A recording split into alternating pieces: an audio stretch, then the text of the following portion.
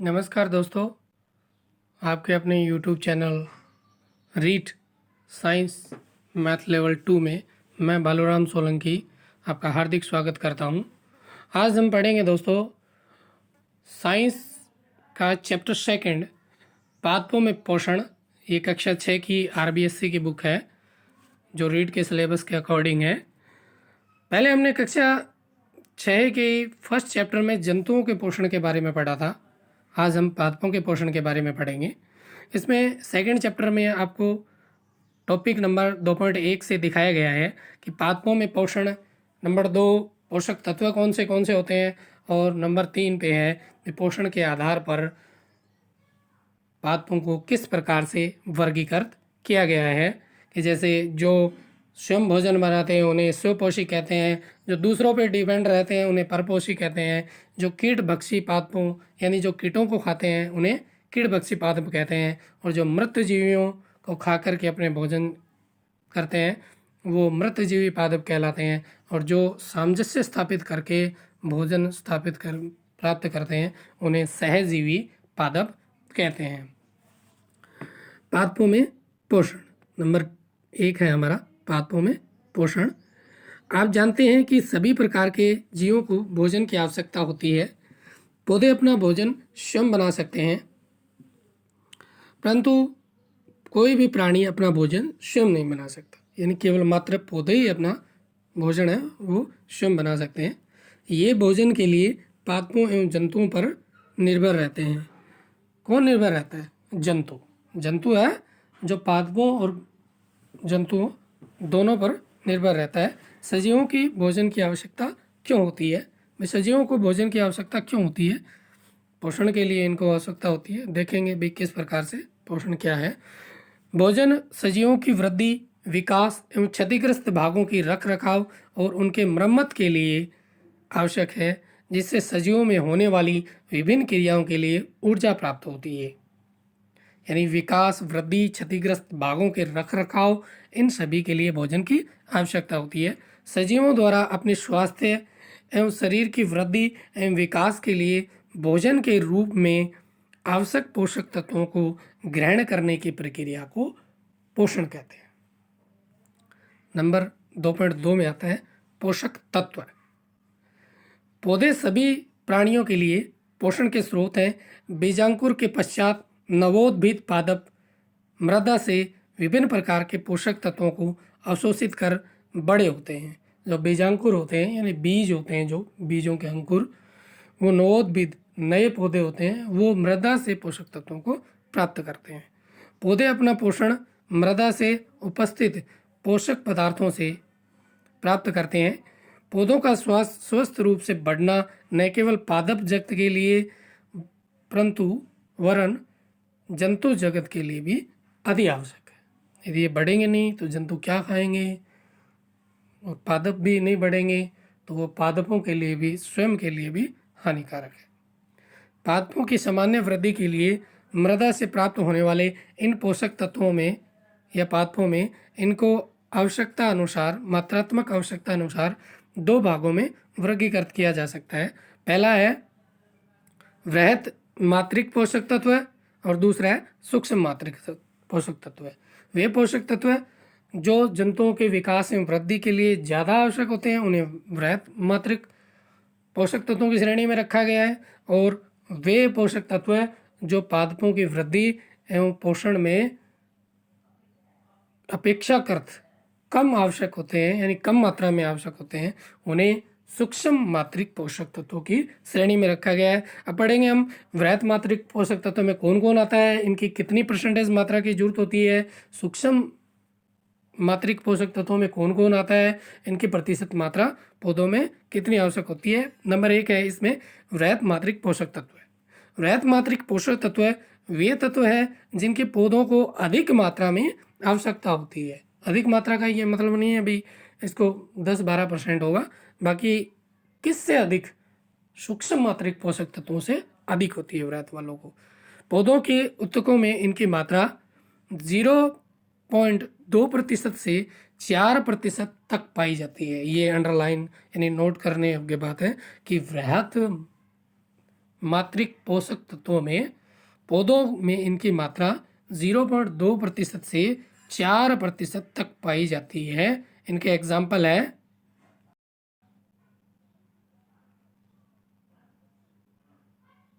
Carbon, hydrogen, oxygen, nitrogen, potassium, calcium, magnesium, गंधक आदि।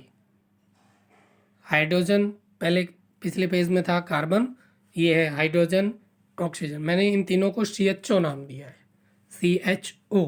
क्यों दिया है ये? क्योंकि ये ना तो प्राथमिक पोषक तत्व जो आगे आएंगे, ना तो प्राथमिक पोषक तत्वों में आते हैं और ना ही द्वितीयक पोषक तत्वों में आते हैं। ठीक है, इनको अलग श्रेणी में रखा गया है, लेकिन आते ही ये वृहद मात्रिक पोषक तत्वों के अंतर्गत है। तो CHO को अलग रख दीजिए आप। इसमें आते हैं नाइट्रोजन, पोटेशियम, कैल्शियम, मैग्नीशियम, गंधक आदि। वृहद मात्रिक पोषक तत्वों को भी दो भागों में वर्गीकृत कर दिया गया है। पहला है प्राथमिक पोषक तत्व और दूसरा है द्वितीयक पोषक तत्व। प्राथमिक पोषक तत्वों में नाइट्रोजन, फास्फोरस एवं पोटेशियम, इसको मैंने शॉर्ट में लिख दिया है आपके लिए PNF। P का मतलब पोटेशियम, N का मतलब नाइट्रोजन और F का मतलब फास्फोरस। अब ये मत कहना कि ये पोटेशियम का तो K होता है साइन, मैंने ऐसे जनरली याद रखने के लिए बनाया है ये सिंबल, और कुछ नहीं है, मैं आपको याद हो सके। द्वितीयक में आते हैं कैल्शियम, मैग्नीशियम एवं गंधक। तो इसमें CMG, C का मतलब कैल्शियम, M का मतलब मैग्नीशियम और G का मतलब गंधक। तो PNF फर्स्ट है और CMG सेकंड है, जिसमें CHO अलग है। CHO कार्बन, हाइड्रोजन और ऑक्सीजन ना तो प्राथमिक में है और ना ही द्वितीयक में। पौधों को कार्बन, हाइड्रोजन एवं ऑक्सीजन पोषक तत्व सामान्यतः वातावरण से जल एवं वायु में उपस्थित कार्बन डाइऑक्साइड के रूप में होते हैं। तो ये जो तीनों थे CHO, ये पौधे को वातावरण से जो उपस्थित नमी है, जो कार्बन डाइऑक्साइड है, उससे प्राप्त कर लेते हैं। सूक्ष्म मात्रिक पोषक तत्व है, इसकी श्रेणी में मृदा में उपस्थित कुछ खनिज लवणों की पादपों की स्वस्थ वृद्धि के लिए आवश्यकता होती है, अत्यल्प मात्रा में आवश्यकता होती है। ऐसे पोषक तत्व सूक्ष्म मात्रिक पोषक तत्व कहलाते हैं।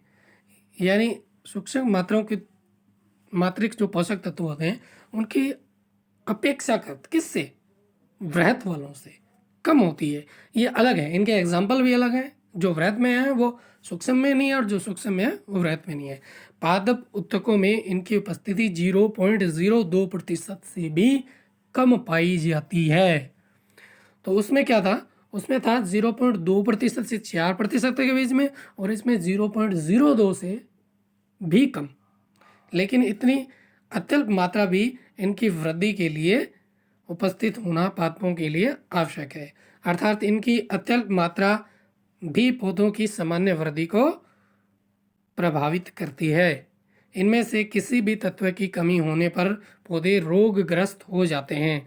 इनमें एग्जाम्पल के रूप में है जिंक, तांबा, मैग्नीशियम, लोहा, बोरोन, मोलिब्डेनम, क्लोरीन, निकेल सूक्ष्म मात्रिक पोषक तत्व की श्रेणी में आते हैं। तो ये सारे के सारे सूक्ष्म मात्रिक पोषक तत्वों की श्रेणी में आते हैं। इसके बाद है पोषण के आधार पर पादपों का वर्गीकरण। भाई अब है पोषण के आधार पर, भाई वो पोषण करते किससे हैं? स्वयं करते हैं तो स्वपोषी, स्टार्टिंग में किया था हमने इसके बारे में अध्ययन।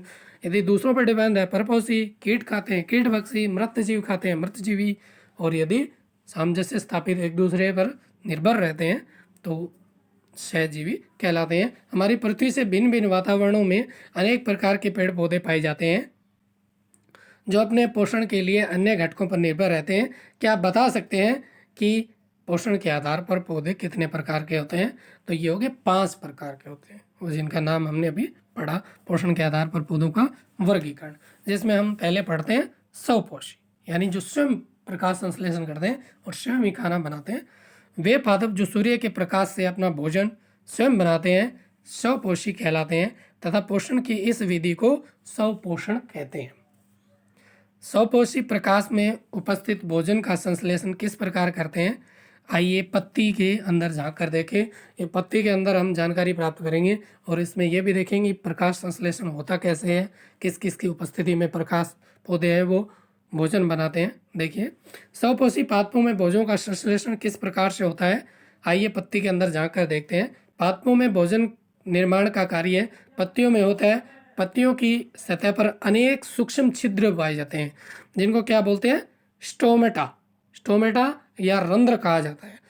पत्तियों के अंदर जो अनेक सूक्ष्म छिद्र पाए जाते हैं उन्हें स्टोमेटा अथवा रंध्र कहा जाता है। पत्तियों के अंदर जो रंध्र पाए जाते हैं उन्हें स्टोमेटा कहते हैं। ये रंध्र द्वार कोशिकाओं के द्वारा घिरे होते हैं। वायु में उपस्थित कार्बन डाइऑक्साइड इन रंध्रों के द्वारा पत्तियों में प्रवेश करती है। भाई वायु में जो कार्बन डाइऑक्साइड उपस्थित होती है वो इन रंध्रों से ही प्रवेश करती है। पत्तियों को भोजन बनाने के लिए सूर्य का प्रकाश, जल, कार्बन डाइऑक्साइड एवं खनिज लवणों की आवश्यकता होती है। पादपों में जड़ें मिट्टी से क्या लेती है? जल एवं खनिज लवण का अवशोषण करती है और वातावरण से कार्बन डाइऑक्साइड और सूर्य का प्रकाश लेती है। जड़ द्वारा अवशोषित जल एवं खनिज लवण पत्ती तक कैसे पहुंचते हैं? तने में नली के समान वाहिकाएं होती है जिनके द्वारा जल तथा खनिज लवण पत्ती तक पहुंचते हैं। पत्तियों में हरे रंग का वर्णक पाया जाता है जिसे पर्णहरित या क्लोरोफिल कहा जाता है। पत्तियों में पाए जाने वाला हरे रंग का वर्णक होता है उसे क्लोरोफिल या फिर पर्णहरित कहा जाता है। यह क्लोरोफिल सूर्य के प्रकाश की ऊर्जा को संग्रहित करता है। इस ऊर्जा का उपयोग पत्तियां भोजन बनाने के लिए या भोजन निर्माण में करती है। हरे पौधों की क्लोरोफिल की युक्त कोशिकाएं सूर्य के प्रकाश की उपस्थिति में जल एवं कार्बन डाइऑक्साइड द्वारा अपना भोजन बनाती है। इस क्रिया को प्रकाश संश्लेषण कहते हैं। क्लोरोफिल भी है वो जरूरी है प्रकाश संश्लेषण की क्रिया में। इस क्रिया को हम निम्नलिखित समीकरण द्वारा समझ सकते हैं। एक तरफ कार्बन डाइऑक्साइड दिया गया है, बीच में क्या है? पर्णहरित व सूर्य का प्रकाश की उपस्थिति में जल लेती है। जल और कार्बन डाइऑक्साइड क्रिया करके क्या बना देते हैं? ऑक्सीजन बना देते हैं और इसके परिणाम स्वरूप हमें क्या मिलता है? कार्बोहाइड्रेट मिलता है। इस क्रिया में भोजन के रूप में कार्बोहाइड्रेट बनता है एवं ऑक्सीजन मुक्त होती है। यह कार्बोहाइड्रेट अंत में स्टार्च के रूप में स्थानांतरित होकर पादपों में संग्रहित हो जाता है। यानी पादपों में जो भोजन होता है वो स्टार्च के रूप में संग्रहित होता है। क्या सूर्य के प्रकाश की उपस्थिति में भी प्रकाश संश्लेषण की क्रिया होती है तथा पत्तियों में स्टार्च बनता है? इसके बारे में हम अगले हमारे क्लास में, अगले चैप्टर में, अगले सेशन में अध्ययन करेंगे भी क्या पत्तियां हैं वो प्रकाश की उपस्थिति के बिना भी स्टार्च बना सकती है अथवा नहीं बना सकती है। ये सब जानने के लिए आप मेरे साथ जुड़े रहिए हमारे अपने YouTube channel read science math level 2 में। दोस्तों मेरे चैनल को शेयर, सब्सक्राइब और लाइक ज़रूर कीजिएगा और अपने कमेंट बॉक्स में अपना सुझाव ज़रूर दीजिए। मैं नया बंदा हूँ भी, किस प्रकार से मुझे ये बनानी चाहिए, क्या क्या इसमें एडिशन करना चाहिए, क्या आपको पसंद आई या नहीं आई। आप यदि कमेंट करेंगे तो मुझे मोटिवेशन ज़रूर मिलेगा। तो जब तक अगला हमारा वीडियो नहीं बनता है तब तक आप स्वस्थ रहिए, मस्त रहिए। जय हिंद, जय भारत।